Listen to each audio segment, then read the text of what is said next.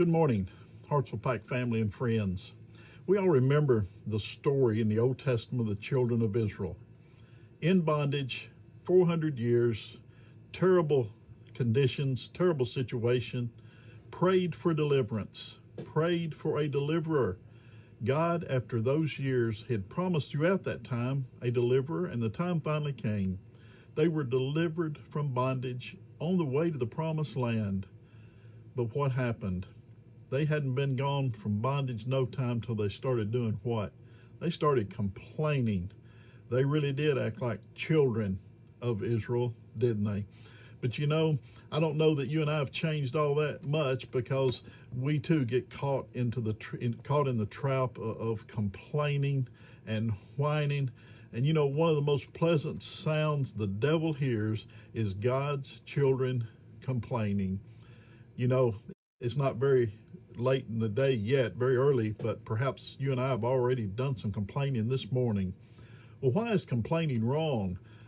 When we complain, we are saying we are forgetting God. One of the most challenging commands in all of Scripture is found in Philippians 2:14. Get this, do all, don't overlook that little three-letter word all, do all things without complaining and disputing. Wow, that's challenging for most of us. And then he says that you may become blameless and harmless, children of God, without fault, in the midst of a crooked and perverse generation, among whom you shine as lights in the world. Well, what does it say to the world when we complain? It dims our light. It says we forget God, but our complaining keeps others from seeing Jesus, the light of the world, in our lives. You may recall the poem that's been around for many years, anonymous author, entitled "The World Is Mine." Today up on a bus, I saw a girl with golden hair. She seemed so fair, I envied her and wished that I were half so fair. I watched her as she rose to leave and saw her hobble down the aisle. She had one leg and wore a crutch, but as she passed, a smile.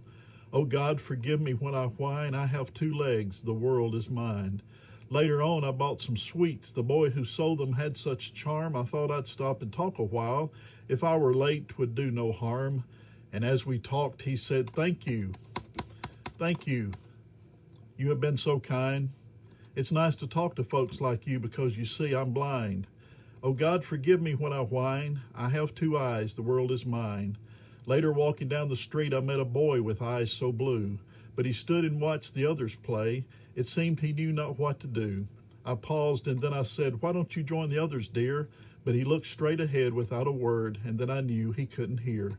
Oh God, forgive me when I whine. I have two ears, the world is mine.